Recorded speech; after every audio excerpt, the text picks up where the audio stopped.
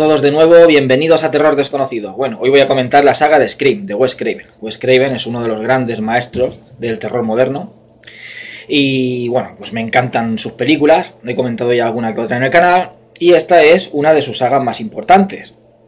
Es curioso porque Wes Craven logró que a mitad de los años 90, cuando estaba ya el género del terror casi medio muerto, logró resucitarlo. Sobre todo logró resucitar al subgénero del slasher, que había sido el subgénero del terror, digamos, dominante durante la década de los 80, pero que fue perdiendo fuerza, pues como todo. A la sobreexplotación pues fue haciendo que fuera pues el género perdiendo gancho. A la gente ya se estaba cansando de ver siempre lo mismo. Entonces tuvo mucha fuerza ese subgénero durante los 80, fue el subgénero dominante, como digo, pero ya a finales de los 80 fue decayendo, y ya entrando a los 90 pues ya no se hacían casi slasher hasta que dejaron de hacerse. Pero Wes Craven volvió a resucitar los slashers, volvió a ponerlos en boga, y ya no solo los slashers, lo que consiguió es volver a darle una fuerza al cine de terror que había perdido a lo largo de lo que es a finales de los 80 y ya a la entrada de los 90 había perdido mucha fuerza. ¿Por qué? Pues simplemente, pues eso, en cuanto a los slashers fue una sobreexplotación, que como todo al final la gente se cansó de ver siempre lo mismo, y luego ya el género en sí es como que se hizo muy suave, se hizo muy light. Toda la fuerza y esa potencia que tenía durante los 70, a principios de los 80, ya desde mitad de los 80, sobre todo final de los 80 y ya entrado a los 90, como que fue perdiendo esa fiereza, perdiendo esa fuerza. Era todo un cine como más light, como muy políticamente correcto, muy parecido al cine de terror que hay hoy día, ¿no? En realidad, era como que no tenía esa fuerza que tenía, como digo, en los años 70 o durante parte de los años 80. Entonces era que cada vez la gente pues iba menos al cine a ver esas películas de terror. Las sagas más importantes, como Pesadilla en Elm Street, como las de Halloween, La Matanza de Texas o Viernes 13, habían ya perdido totalmente la fuerza. Ya en los 90 estaban dando los últimos coletazos a las últimas entregas. Entonces era como que ya se hacían muy pocas películas de terror porque no tenían el éxito que tenían antes. Y era como un género que se estaba no perdiendo, pero sí abandonando bastante. Entonces Wes Craven lo que hizo fue resucitarlo, fue darle un empuje, como digo, no solo al slasher, al género de terror en general. Y gracias a él, pues eso, volvimos a tener una nueva oleada de slashers en la segunda mitad de los 90. Y el género pues siguió hacia adelante pues hasta hoy día. O sea, gracias a Wes Craven tuvo esa fuerza enérgica, ¿no? Ese empujón que le dio la energía suficiente al género para seguir en cartel. Y fue con la película Scream, Vigila quien llama. Bueno, esta película es una película que a mí me encanta. Me encanta la saga en general, pero la primera sobre todo es una película que me encanta, porque yo recuerdo que yo la vi de chaval, la vi en el cine con 16 años, la película es del año 96 y yo la vi en el cine y me encantó. Lo primero es porque yo ya conocía a los grandes maestros del terror moderno. O sea, yo ya sabía de sobra quién era John Carpenter, ya había visto películas suyas, Wes Craven, George Romero, Tom Hooper. Entonces todo lo que saliera que tuviera el nombre de alguno de estos directores, pues para mí era una nueva de Tom Hooper, una nueva de John Carpenter. Para mí me pegaba una euforia. Entonces oí el anuncio en la tele de la película de Scream, que había tenido mucho éxito en Estados Unidos, había sido un boom en Estados Unidos y tal, y de la nueva película de Wes Craven, y ostras, Wes Craven ha vuelto a hacer una película.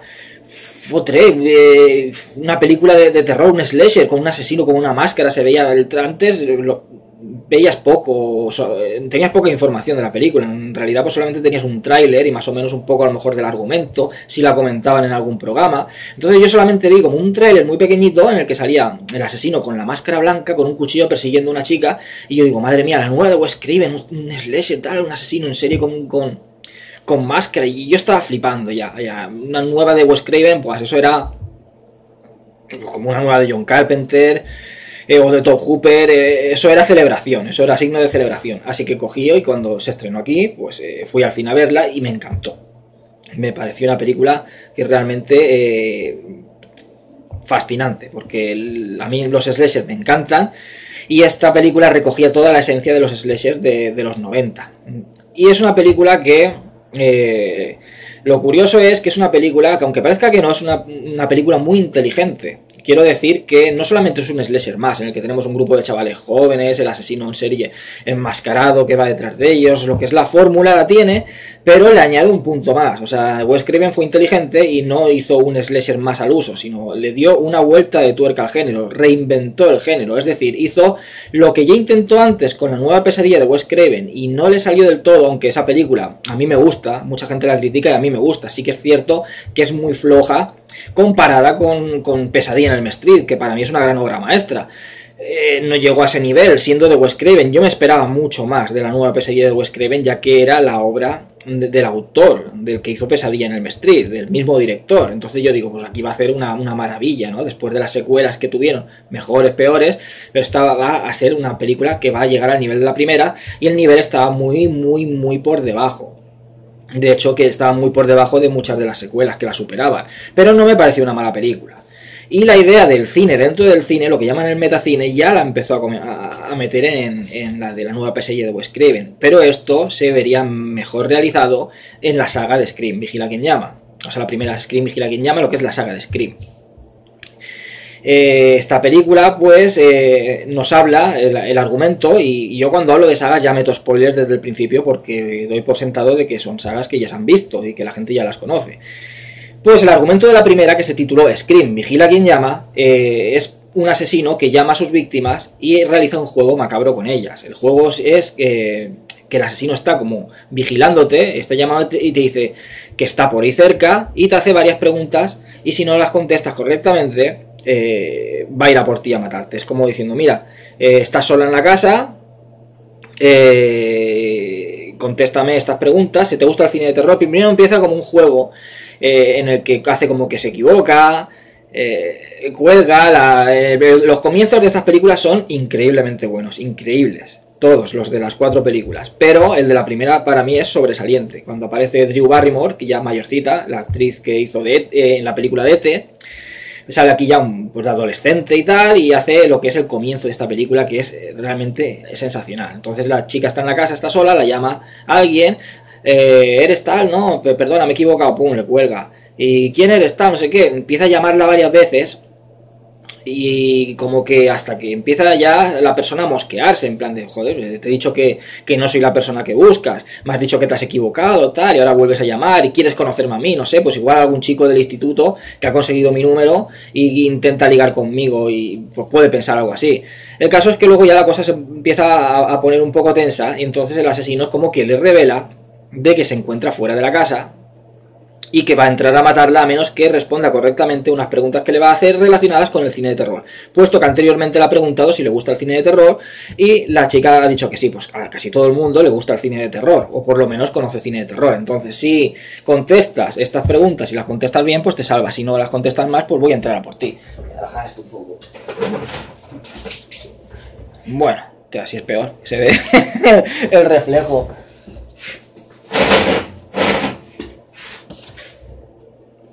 Qué mal he puesto. Ahora se me pongo en otro lado, no se ve tanto reflejo. Aquí yo creo que se ve mejor. Bueno, el caso es que empieza a hacerle varias preguntas, y si falla alguna, pues entonces él va a ir a entrar a por ella.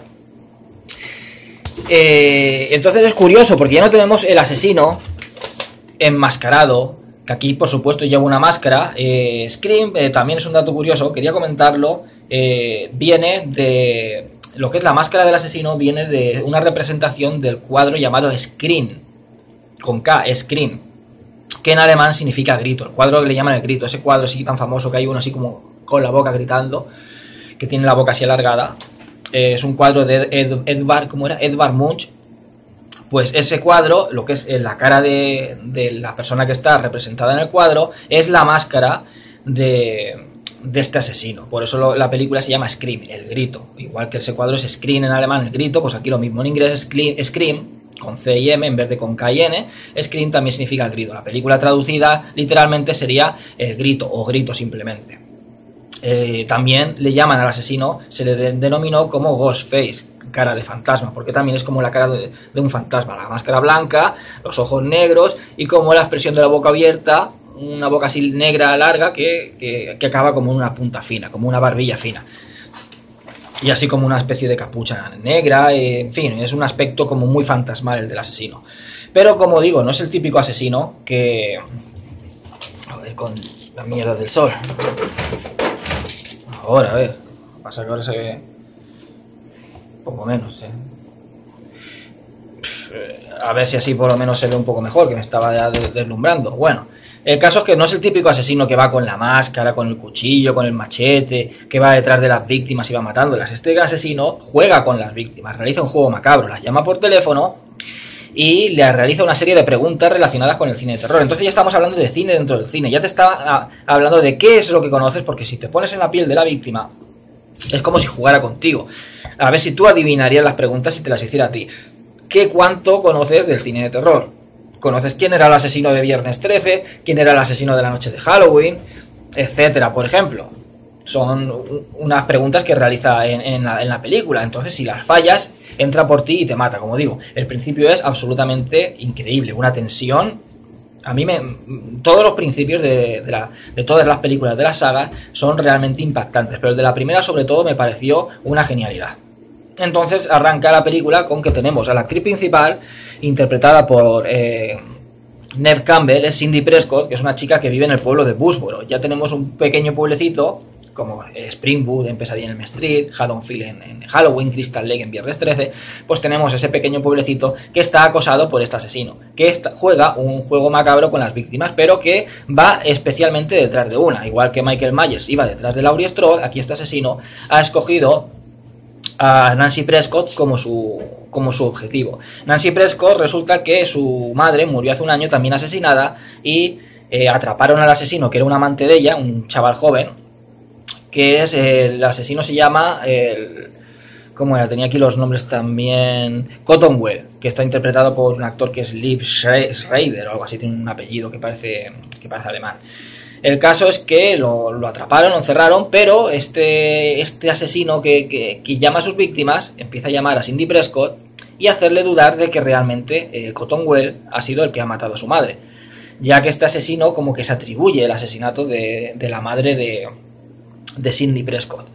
El caso es que hay una periodista por ahí también que está interpretada por Courtney Cox, que es Gail Weathers, y es la periodista que, digamos, hizo todo el reportaje sobre la muerte de su madre. Es una periodista pues que va a saco, es súper sensacionalista, no le importa nada a quién dañar con tal de conseguir la noticia que quiere.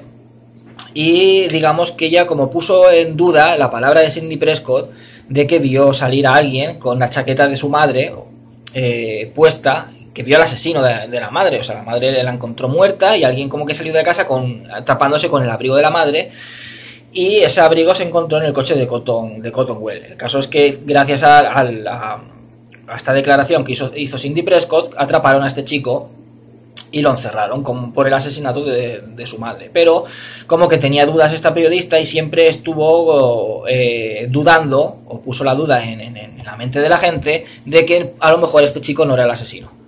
Y que simplemente alguien le había metido la chaqueta, para inculparlo, le había metido esa chaqueta en el coche, y que posiblemente al que viera a Cindy Prescott salir de la casa no era Cottonwell, sino otra persona con la chaqueta, ya que no le llegó a ver la cara.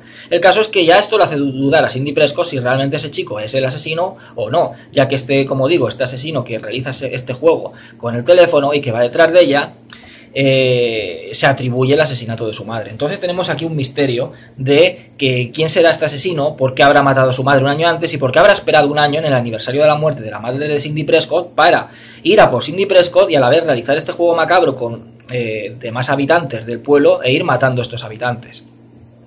En la película, por eso digo que no es el slasher típico del asesino que va por el grupo de chavales. Sí que está el grupito de chicos a los que irá matando, la Final Girl, que es Cindy Prescott. Eso lo tenemos, esa persecución final también, que aquí es buenísima la persecución final con el asesino y la chica. Pero tenemos también una especie de película de misterio. ¿Quién será el asesino? Porque te vienen varios sospechosos. Cualquiera de los amigos de Cindy Prescott, incluido el novio, que está interpretado por Skid Ulrich, Billy Loomis, podrían ser el asesino, podría ser cualquiera. Entonces te vienen varios sospechosos.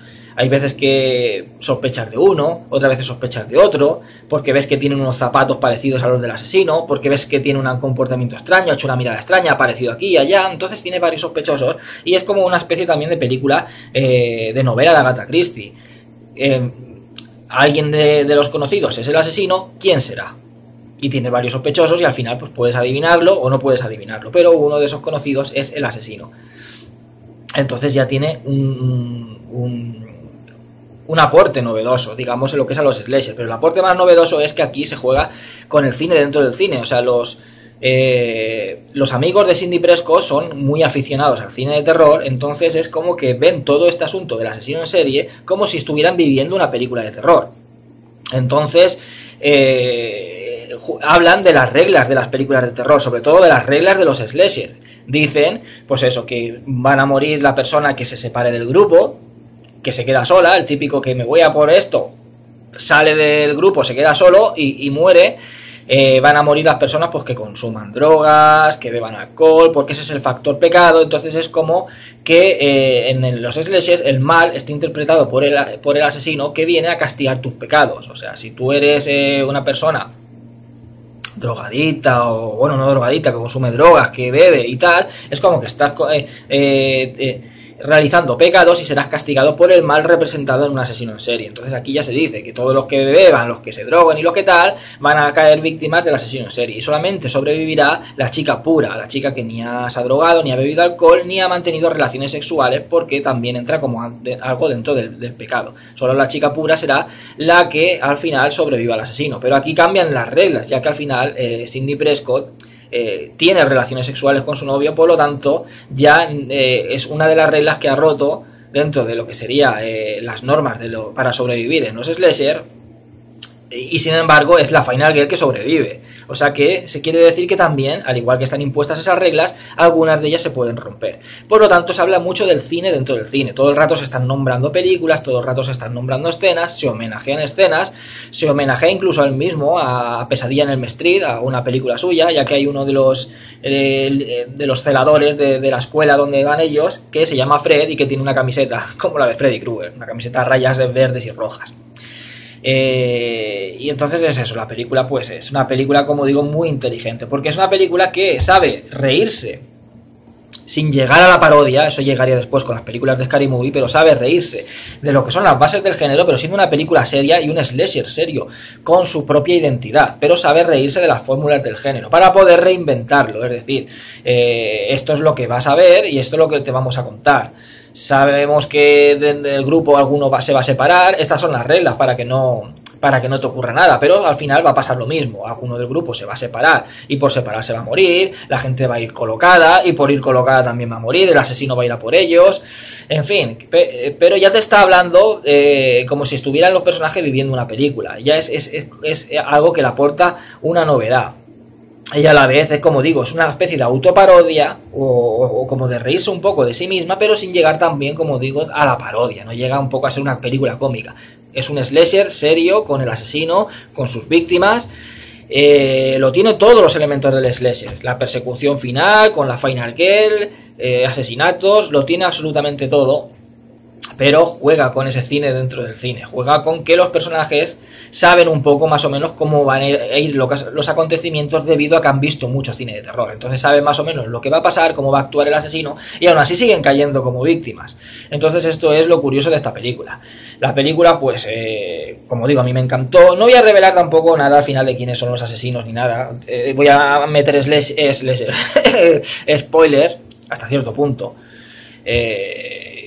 No voy a revelar nada, simplemente diré eso, que te vienen varios sospechosos, al final puedes adivinar quién es, al final no, en fin, todo tiene un motivo, hay una explicación final, y eso, es una película pues que yo salí del cine súper contento, me encantó, y entonces me enteré, un poco ahora, a ver, cambio, estaba un poco oscuro esto. Bueno, ahora parece que mejor, aunque haya un poco más de sol. Luego me enteré de que lo que estaban haciendo, no era una película suelta, en realidad es una trilogía lo que tenían pensado hacer. O sea, ya tenían pensado desde que hicieron la primera en hacer 3 películas, en hacer una trilogía. Por lo tanto, yo ya me frotaba las manos. Yo ya decía, madre mía, va a venir la segunda. Y entonces esto era pues un poco como me pasaba de crío cuando estaba esperando una nueva entrega de Viernes 13, una nueva entrega de Halloween, de Pesadilla en el Street. Pues ahora era una nueva entrega de Scream, de una nueva saga. Ya no saga, era una trilogía, solo iban a ser 3 películas, pero eran unas nuevas películas slashers que se iban a estrenar. Y yo esperaba ansioso por ver la siguiente. La siguiente película se estrenó un año después, en el 97. Por supuesto, ya fui a verla al cine también. Y también me encantó. Mucha gente la ha llegado a considerar incluso mejor que la primera parte. A mí me gusta, o sea, el nivel está al mismo nivel que la primera parte. Exactamente igual, no sé, no es inferior a la primera parte. A mí me gusta un poco más la primera parte, pero la segunda también me encantó y me pareció también realmente buena. Esta segunda parte tiene un comienzo también, porque como digo, los comienzos son absolutamente geniales. El comienzo de esta película es un comienzo que recuerda al de otra película llamada Sabe que estás sola, o un slasher de los 80. Pues el comienzo de esa película es igual o al comienzo, bueno, muy parecido, prácticamente se nota que lo ha cogido de esa película, al de Scream 2. Y a la vez también la película de Sabe que está sola, en realidad es una película que es una especie de explotación de La noche de Halloween de John Carpenter. Pero bueno, esta película aquí ya vemos lo que es el cine dentro del cine. Quiero decir, todos los acontecimientos que han sucedido en la primera película de Scream, resulta que al final se ha hecho una película. Se sabe que el Cottonwell no era el culpable, la periodista esta Gail Weathers pues al final ha cogido todo el asunto y ha hecho un grandísimo reportaje. El suceso ha sido conocido por todo el país y entonces ha hecho una película de los acontecimientos. La película se llama Staff, Puñalada. Entonces aquí vemos ya es que han hecho una película de los acontecimientos realizados en la película, o sea, de los acontecimientos ocurridos en Boothboro con este asesino. En la película, bueno, pues aparece Tori Spelling, que era una de estas chicas que salían en la serie esta de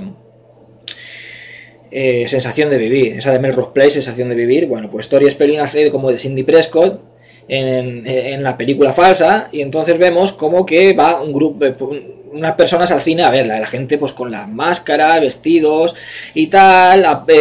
También me recordó el tema del cine, cuando estaba en el cine, a lo que realizaba William Castle, que era un director de películas de serie B en los años 50, en los años 60, que creó los denominados gimmicks. Los gimmicks eran como una especie de hacer interactuar al espectador con lo que estaba sucediendo en la película. Por ejemplo, pues en la película House on Haunted Hill, cuando aparecía un esqueleto andando en la película, pues aparecía como un esqueleto bajando por unos raíles en mitad del cine, justo en el momento en que aparecía el esqueleto de la película.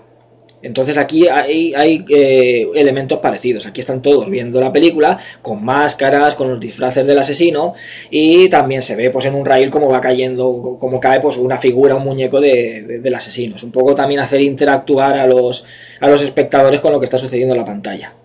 Y entonces vemos una pareja, que él es Omar Epps, el actor, y ella es Jada Pinkett, que luego se casó con Will Smith, Jada Pinkett Smith. En esta época no sé si estaba casada con él o no.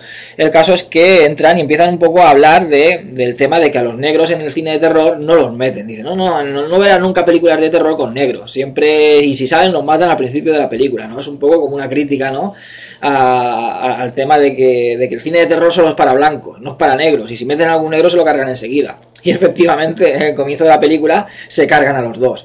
Y el comienzo realmente es espectacular, también espectacular. Aunque me gustó más el de la primera, el de Scream, Vigila quien llama, el de la primera parte. Este también es realmente genial, como todos los comienzos de todas las películas.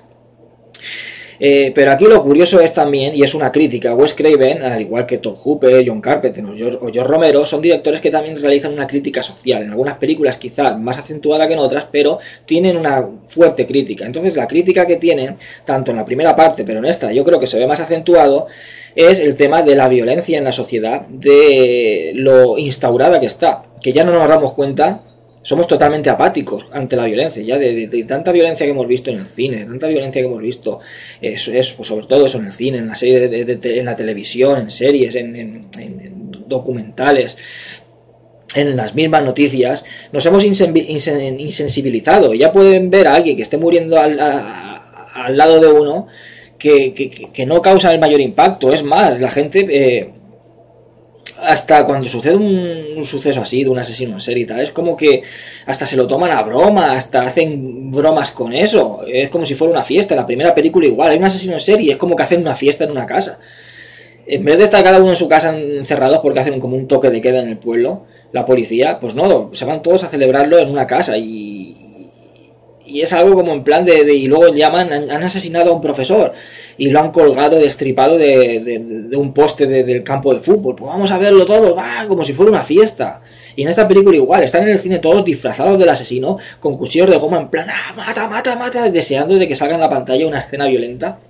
Y están totalmente insensibilizados. Entonces aquí el asesino, cuando entra, se carga al novio de la chica en uno de los aseos y sale disfrazado. Con el novio también lleva un disfraz del asesino para ponérselo en el cine. Pues sale disfrazado como si fuera el novio, con la máscara y con la chaqueta del novio, se pone al lado de ella. Y el tipo empieza a apuñalarla, empieza a matarla y ella empieza a gritar. Pero claro, están todos gritando y no se creen que estén matando ya a nadie.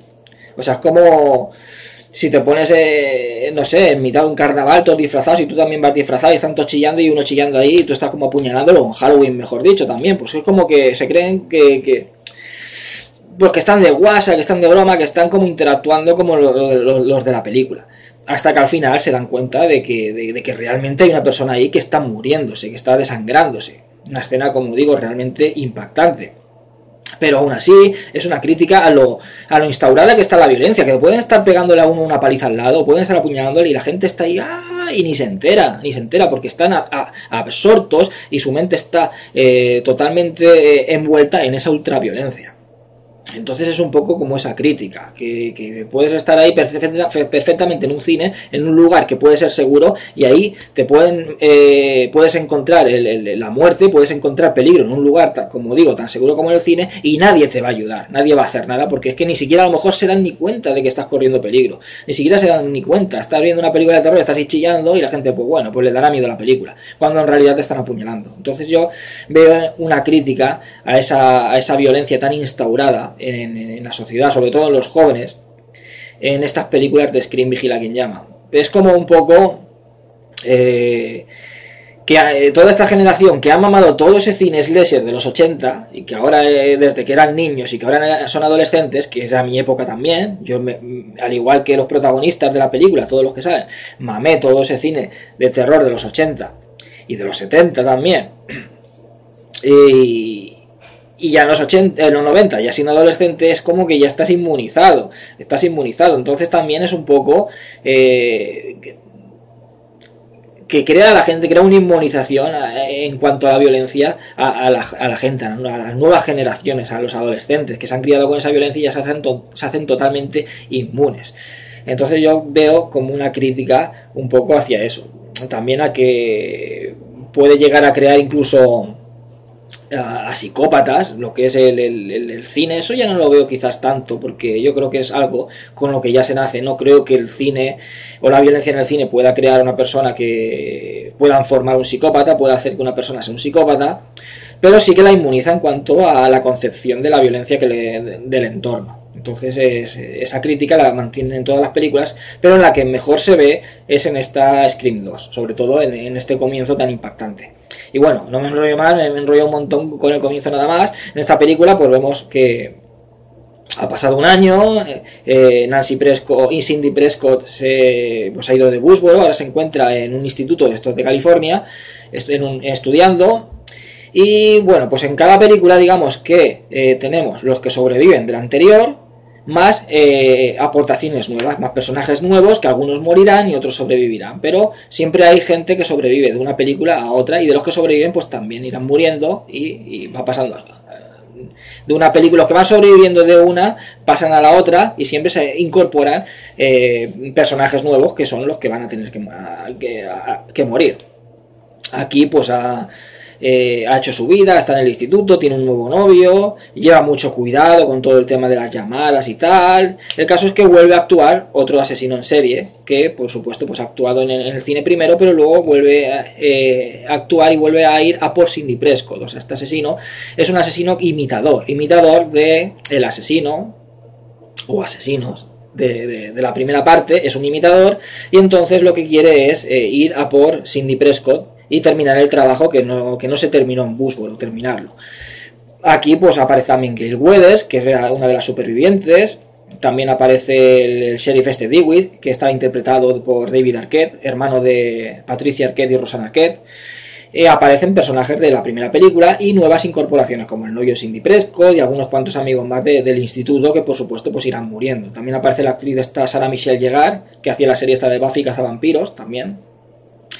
Y bueno, aquí, al igual que en la primera, pues también se nos habla mucho de películas de terror, pero aquí se hablan mucho de las secuelas y nos hablan sobre lo que es una secuela de una película, sobre todo de una película de terror. Entonces todos dicen, bueno, es que las secuelas siempre son inferiores. Entonces ahí se nos defiende un poco las secuelas en plan de, no, pero hay secuelas que son superiores. Por ejemplo, pues El Padrino 2, Terminator 2, Alien el Regreso. Entonces hablan de secuelas que mucha gente las considera superiores a las primeras entregas. Como diciendo, no todas las secuelas tienen que ser inferiores a las primeras partes. Y las normas en las secuelas también nos dicen de que como ya la historia la conocemos, ya sabemos la historia de qué va, entonces lo que tiene que hacer la secuela es ir más a saco. Es decir, aquí el asesino tiene que matar a más gente, tiene que haber más sangre, es decir, la historia ya la conoces, sabemos de qué va, esto es lo mismo, pues tienes que darle al público más cantidad de lo que había en la primera. O sea, si en la primera había 4 muertes, aquí tienes que hacer 8 muertes. Si en la primera había sangre, aquí tienes que meter mucha más sangre, tienes que ir mucho más a saco. Y esta película va mucho más a saco, hay muchas más muertes, son muertes más sangrientas. Y también hay un dato curioso porque esta película, al igual que la primera y al igual que toda la saga, es un slasher, pero homenajea bastante a los giallos italianos. Por ejemplo, sobre todo hay una escena en la que atacan al sheriff, a DeWitt, están como una especie de estudio de grabación, que hay como muchos pasillos, y el asesino va persiguiendo primero a Gail Weathers por esos pasillos, y luego Gail Weathers se queda como encerrada en una sala de estas de grabación con un espejo que tú puedes ver quién hay detrás del espejo, y el que hay detrás del espejo no te puede ver a ti, o no sé si no te puede ver a ti, pero no puede oírte. Entonces el asesino empieza a apuñalar al sheriff, a DeWitt, lo que es en la parte de detrás del espejo, y esa escena, ese asesinato parece más llevado de una manera más al estilo de los giallos que de los slashers. Luego también Cindy Prescott está en una obra de teatro, entonces todo lo que es el asunto teatral, ese asunto artístico, le da un toque, muy homenaje a los giallos italianos. Sobre todo, como digo, a lo que es al cine también de Argento. Ese cine como muy artístico, como muy colorista, pues lo que es toda la parte esta de la obra de teatro, que el asesino empieza, mientras están representándola, a perseguir a Cindy Prescott. También la parte primera en el cine, la parte del aseo, y sobre todo la parte de cuando está apuñalando detrás de ese cristal al sheriff DeWitt, me recordó bastante a los giallos italianos y me pareció como un homenaje al cine de Dario Argento, ¿no? La manera de asesinarlo cuando lo está apuñalando, así, no es como esa manera tan más... ¿cómo decirlo? Más artística a la hora de representarlo, que de las que le acerca más a los giallos italianos que a los slashers. Yo, por lo menos, desde mi punto de vista, lo vi así, que tiene unos ligeros homenajes a los giallos italianos, siendo un slasher. La película es un slasher. Así mejor con la luz, ¿no? Bueno, pues la película también es genial. Por supuesto, tenemos que hay varios sospechosos. Uno de los conocidos de Cindy Prescott es el asesino. ¿Quién será? Pues igual aquí te ponen varios sospechosos y tú puedes adivinarlo o no adivinarlo. Al final, pues también tendrá un motivo ese asesino. Y bueno, pues ya no revelo nada, como digo, no voy a revelar quiénes son los asesinos de estas películas. También otro dato curioso, que la diferencia de los demás slashers, ya que el asesino, que tiene una entidad propia, porque tiene ese uniforme, con esa máscara determinada, pero no es el mismo. Es decir, Jason Voorhees es Jason Voorhees, Michael Myers es Michael Myers. Solo hay uno. Sin embargo, este asesino no, en la primera es uno, en la segunda es otro, en la tercera... O sea, no es la misma persona. Son varias personas que se ponen ese disfraz, pero la entidad del asesino es la misma. lo que es la forma, la máscara, es como si fuera una entidad, o sea, un psicópata se pone ese vestido y coge la entidad de ese asesino, esa figura fantasmagórica, pero no solamente es una persona, esa figura fantasmagórica, esa entidad de ese asesino que quiere ir por Sidney Prescott va cambiando de psicópata, cada psicópata que va por ella tiene un motivo para ir a por ella, pero va cambiando de diferentes personas quienes son los que llevan ese traje de ese asesino. O sea, es un asesino que no tiene una personalidad, sino que son varios. Es como que cada psicópata que tiene algo en contra de Sidney Prescott por un motivo o por otro va a coger esa entidad, va a coger ese disfraz de ese asesino, de cara de fantasma, de Ghostface. También es un dato curioso. La película pues también fue un éxito grandioso y eso es lo que daba la tercera parte para cerrar la trilogía. La tercera parte llegó un poco más tarde, en el año 2000, y ya pues llegó Scream 3, que también fui a ver al cine. Scream 3 también me gustó mucho, ya me bajó un poco, ya la considero inferior. Para mí las mejores son las dos primeras, que son igual de buenas. Yo me quedo un poco más con la primera, pero la segunda está al mismo nivel que la primera parte. Y la tercera también me gustó mucho, pero ya bajó un poco el listón. Ya, no sé, ya era un poco más de lo mismo. Pero está muy bien también está genial. Pues de nuevo, aquí tenemos a Sidney Prescott que vive escondida con otra identidad en un pequeño pueblo, pero el asesino ha logrado localizarla. Esta vez el asesino se nos cuenta, bueno, también, empezando un poco desde el principio también es espectacular. Aquí muere Cottonwell al principio de la película, y vemos que el asesino desde el principio intenta localizar a Sidney Prescott, que está escondida, como digo, en ese pueblo con otra identidad, hasta que al final consigue localizarla y la hace salir a Sidney Prescott de su escondite. Aquí los acontecimientos nos llevan a Hollywood, donde se está rodando Puñalada 3. Scream 3, pues aquí se está rodando Puñalada 3, y es la película que nos entraría más dentro del cine, porque aquí vemos los acontecimientos reales que suceden con los personajes, más los acontecimientos que están sucediendo dentro de ese rodaje, que aquí pues en realidad al final se paraliza por la llegada de este asesino. Pero vemos pues el tema de los directores, los productos, o sea, el director, los productores, el estudio, la representación de Woodsboro, todo lo que quieren hacer representando todo lo que ha sucedido a través de esos acontecimientos de Woodsboro, por representarlo en esta película. Entonces vemos a los personajes como dobles. Tenemos a los personajes auténticos, a Sidney Prescott auténtica, más la actriz que hace de Sidney Prescott en la que sería la película de Puñalada 3, a Sheriff Dewitt, que ya no es sheriff, ya estaba retirado, y al que hace de Sheriff Dewitt en la película, a Gail Weathers, con la que hace la actriz que hace de Gail Weathers en la película. Entonces como que tenemos ese doblete de los personajes reales con los actores que van a interpretarlos en esta película de Puñalada 3.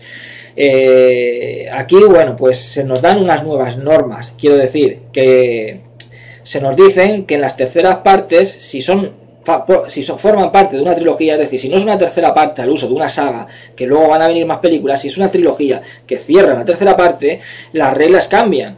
Lo que quiere decir es que en la trilogía, la película que cierra, cuando es una trilogía, vuelve a ir al principio, o sea, vuelve a los acontecimientos ocurridos en la primera película para demostrarnos algo que creíamos que era verdad, pero que no lo es. O sea, nos hace descubrir algo del pasado que ha sido el detonante de todos los acontecimientos y que no sabíamos. Es decir, sabemos lo que ha sucedido gracias a la primera película. Pero en la tercera película nos revela algo de que lo que ha sucedido en la primera película no es del todo así. Hay algo más, hay algo detrás, algo que viene de más atrás, del pasado, que ha hecho que se sucedieran esos acontecimientos que tú creías que eran de una forma, pero en realidad no son del todo así. Sino hay algo que viene, como digo, de más atrás, que han hecho que se realicen esos acontecimientos. Entonces nos revela algo que pensábamos que era cierto, pero que no lo era, y entonces nos lo revela en esta trilogía. O sea, es algo imprevisible. Como se dice en las trilogías, esa tercera parte que cierra la trilogía es imprevisible. Aquí puede incluso llegar a morir la protagonista. El asesino es mucho más poderoso, aquí el asesino tiene que tener muchísima más fuerza y tiene que ser mucho más imparable. También se nos ve por qué el asesino aquí es más imparable. Y está bien por eso mismo, porque aquí ya se nos lleva al pasado de más atrás de Cindy Prescott. O sea, ya nos llevan a ver de que la madre de Cindy Prescott, Maureen Prescott, guardaba un secreto y por culpa de ese secreto ocurrieron todos los acontecimientos que ocurrieron en las películas anteriores. Esto es algo que no sabíamos en la primera parte, que no sabíamos en la segunda parte, pero que esta película lo descubre. Por lo tanto, es algo muy interesante que cierra muy bien la trilogía. Entonces es una película que está genial también, cierra muy bien, como trilogía funciona a la perfección, y sí que es un poco, como digo, más flojilla porque es más de lo mismo. Entonces ya lo hemos visto en la primera y en la segunda, entonces esta es como un poco... no resuelve nada diferente, es igual que las anteriores, pero también está muy bien, funciona como un buen slasher, un slasher muy bien hecho. Y eso, y al final pues también tenemos los sospechosos, al final descubrimos quién es el asesino y el por qué y qué tiene que ver la madre de Cindy Prescott con todos los acontecimientos que han sucedido. Se terminó la trilogía, fue un éxito brutal, hubieron hasta las parodias estas de Scary Movie, que eran empezaron pues siendo parodias de estas películas de Scream. Y en el año 2011, o sea, 11 años después de la tercera parte, se hizo la cuarta parte. Pero era una cuarta parte que no se tenía pensado hacer. Quiero decir que Wes Craven realizó esta trilogía junto con el guionista Kevin Williamson como una trilogía. O sea, lo que tenían pensado era hacer una trilogía, no tenían pensado hacer una cuarta película. Si se volvieron a juntar para hacer una cuarta película, yo creo que fue porque la entrada del nuevo milenio, del nuevo siglo, no le vino muy bien a Wes Craven. Quiero decir que después de esta de Scream 3, que tuvo mucho éxito, pues luego hizo una que era... Se salió del terror, hizo una como de amor, el poder de la música o algo de la música, no sé, con Meryl Streep creo que era. No lo recuerdo bien. Bueno, pues hizo una película que no era de terror, luego volvió al terror con una que se tituló La Maldición, de Hombres Lobo, que era muy mala. La verdad es que debo decir que era bastante mala la película. Luego hizo un thriller que no estaba mal, pero bueno, tampoco que fuera la gran cosa, que era esa de Vuelo Nocturno. Volvió al terror con otros slasher que era Almas Condenadas, pero ninguna película tuvo un gran éxito, ninguna película tuvo ese éxito, ese bombazo que fue Scream, ¿no? ni la influencia que tenía este director en los 80 o que luego ya volvió a conseguir en los 90. Entonces era como que su último gran éxito fue la de Scream 3 y luego ya hizo peliculillas de vez en cuando, ya no hacía tan seguidas, hacía de vez en cuando y ninguna tenía un gran éxito. Entonces es como que bueno, pues vamos a volver a la raíz, vamos a volver a lo último que nos ha dado éxito para ver si puedo volver a relanzar mi carrera, a volver otra vez a estar en el podio, porque empiezan a salir nuevos directores, mis películas no tienen el éxito que tienen antes, a mí ya cada vez ya me van a dar menos oportunidades y quiero seguir estando ahí. Entonces, bueno, ¿qué hago? Pues vamos a volver a sacar una cuarta, ya está, una cuarta parte de Scream. Y la sacó y para mí fue también una muy buena película. Quiero decir que yo cuando vi que iban a sacar una cuarta parte de Scream, pues bueno, pues me ilusionó bastante, porque la dirige Wes Craven y digo, pues lo va a hacer bien, ¿no? O sea, ha estado un poco así estos años en cuanto a las películas, pero bueno, es una obra que ha hecho él, ha hecho la trilogía y ahora quiere hacer una cuarta parte y quién mejor que él para volver a hacerla. Y la verdad es que hizo una película también impecable, o sea, no desmerece nada con las anteriores. Como digo, el nivel... Esta película yo la pongo al nivel de la tercera parte, es decir, la primera y la segunda son las mejores, para mí esas son las que están arriba. Ni la tercera ni la cuarta llegan a ese nivel, en cuanto es una opinión personal, no llegan a ese nivel, pero se acercan mucho, es decir, son buenas secuelas. Es como digo, una segunda parte, una tercera parte puede no llegar al nivel de la primera, pero ser una buena secuela. Pues en este caso la tercera y la cuarta, aunque no lleguen al nivel de la primera y la segunda, pero son buenas secuelas. Y esta yo la pongo a la altura de la tercera. Esta me gustó igual que la tercera.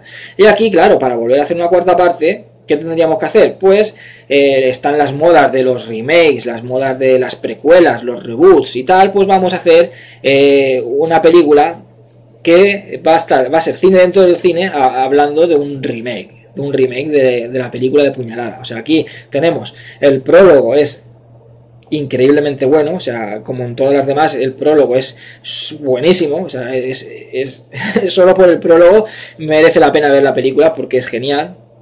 Esta película, los asesinatos son más sangrientos, también era porque tocaba la época esta del torture porn, estas películas de Saw, Hostel y tal, pues igual quiso un poco entrar al trapo y los asesinatos de esta película son más sangrientos que los de las 3 anteriores. La más sangrienta de todas es esta, la cuarta de Scream.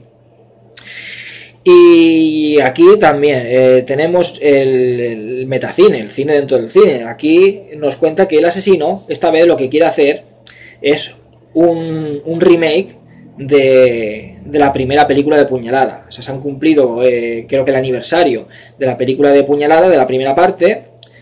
Y este asesino lo que quiere hacer es un remake, quiere hacer un remake de esa puñalada, un remake real. Entonces el asesino aquí lo que hace es, mientras mata, lo está grabando todo.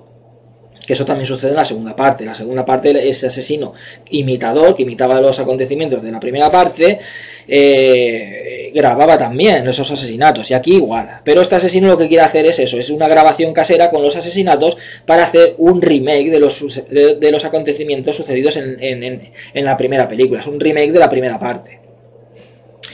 Entonces aquí tenemos las reglas de los remakes. ¿Qué reglas tienen los remakes? Pues intentar ser fiel al original, pero al igual que una secuela, pues intentar darle un mayor impacto, más muertes, más sangre, por eso aquí más sangre y también hay más muertes, y darle una personalidad propia, o sea, mantener el espíritu de la original, pero darle una personalidad propia y algo un poco que cambie, no hacer un calco de la película original, sino hacer algo que sea un poco diferente, darle un poco algo de tu cosecha, o sea, manteniendo la esencia de la original, pero poner algo de tu cosecha. Entonces tenemos que va a haber más muertes, va a haber más sangre, va a ser fiel a lo que sucedió en la primera película, pero a la vez va a tener un toquecillo original, algo diferente que va a ser puesto por el director, va a ser cosecha del director.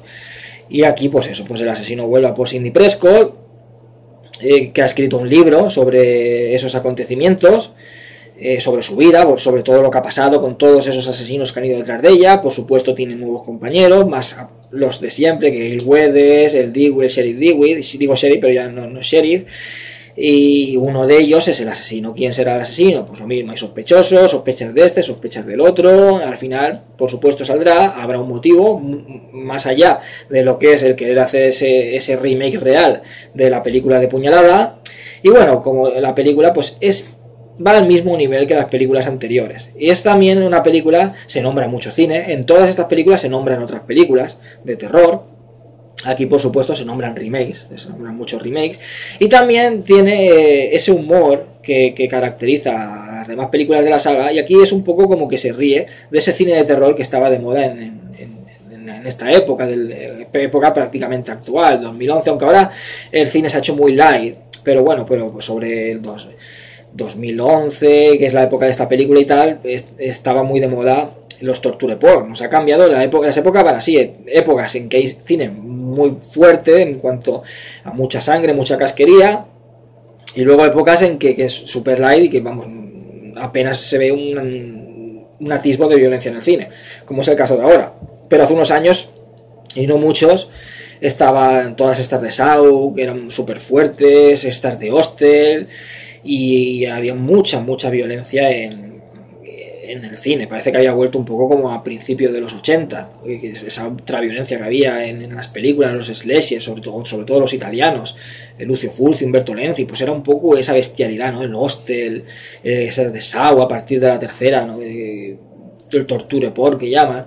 Entonces esta película cayó en la época en que estaba de moda todo eso. Entonces es como que hay una especie de como de WhatsApp en que empiezan a hablar al principio de la película, al comienzo dos chicas hablando de las películas de terror. ¿Has visto la última de Saw? Tal, no sé qué. Dice, buah, eso no saben causar miedo. Dice, solamente es sangre y violencia y tortura, ya está. Dice, eso es para causar miedo. Dice, eso es un recurso facilón, ¿no? Como de tontos, ¿no? Ahora cojo a una persona, me pongo a torturarla, lleno la pantalla de sangre y ya está, ya he hecho mi película de miedo, como diciendo, eso es Wes Craven, es como, no, eso no es terror, ¿no? Terror os lo voy a ofrecer yo, voy a ofreceros un slasher, que ya es un subgénero que se ha pasado de moda, pues ahora en el 2011 os voy a meter un slasher y os va a flipar. Vais a ver lo que es terror, vais a ver lo que es un maestro de la vieja escuela, ¿no? Ahora veréis si tengo mano o no tengo mano para hacer películas de terror.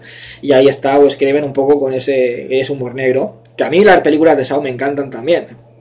no, pero me hizo gracia, ¿no? La manera en que lo hizo. Y Nico, aquí el perrillo, me hizo gracia un poco la manera en que lo dijo, esto de cómo se rió de las otras películas. Es en plan, ahora verás, estáis de moda, pero voy a llegar yo y os voy a chafar el plato, vais a saber quién es Wes Craven.